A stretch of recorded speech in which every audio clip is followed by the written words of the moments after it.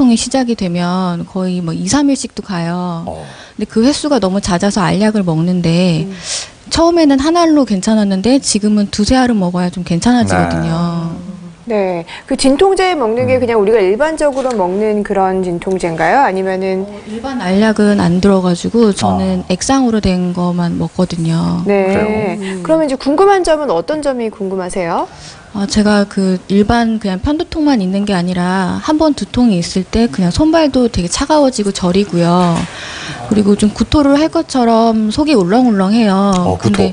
근데 병원을 가야 되겠다 하는 생각은 하긴 했었는데 가보지는 못했거든요. 근데 좀 오늘 보니까 걱정이 많이 되는데 어디가 안 좋은 건지. 네. 괜찮을까요? 박 교수님?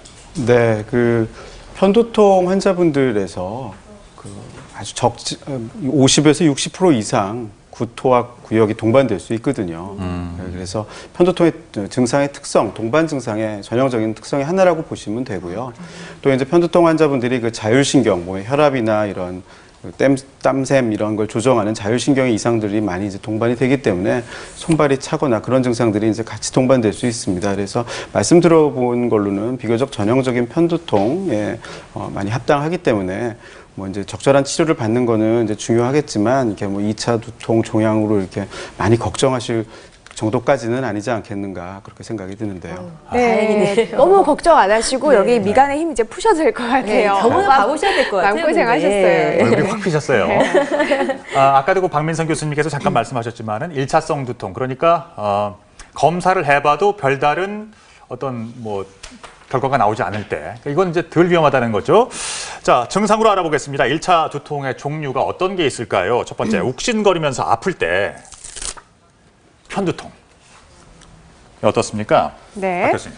네, 그 편두통은 머리의 껍질 아까 전에 피질이라고 하는데 머리 바깥에 있는 혈관 주변에 염증이 생기는 거예요. 그래서 그 염증 반응 때문에 혈관이 이렇게 부풀고 거기서 염증액이 나오니까 그것들이 이제 주변에 통증 신호들을 건드려주면서 이제 두통을 만들어지는 원인이거든요. 그 혈관 주변이 왜 염증이 오는가라는 거에 대해서는 원인은 꼭 한 가지는 아니고요. 여러 가지 요소들이 이제 복합적으로 작용합니다.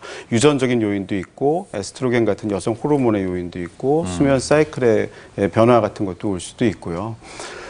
이제 그런 부분들 때문에 이제 모여져서 이제 혈관성 두통이 만들어지는 거고, 그렇기 때문에 많은 환자분들이 편두통 환자분들이 두통의 형태를 이렇게 맥박이 뛰는 것처럼 욱신, 뭐 지끈지끈 그렇게 표현을 하는데 그 이유가 혈관 주변에 있는 염증으로부터 시작을 하기 때문에 두통을 그렇게 느끼게 되는 경우가 많습니다. 네, 그렇군요. 박준희 교수님, 이 편두통이 말 그대로요. 그러면 이렇게 한쪽 편만 아픈 거를 편두통이라고 생각하면 될까요?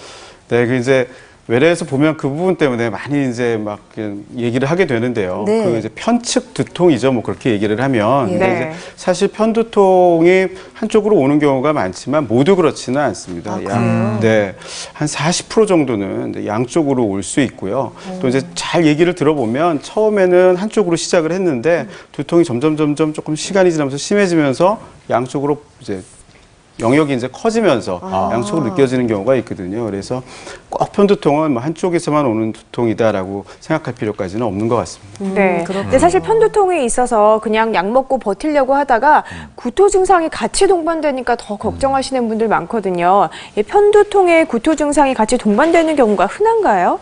네, 편두통에서는 두통에서 구토가 같이 오는 경우가 많이 흔하죠. 그래서 분들이 오셔서 먼저 나는 그렇게 얘기하세요. 나는 배가 아프면 머리가 아프다.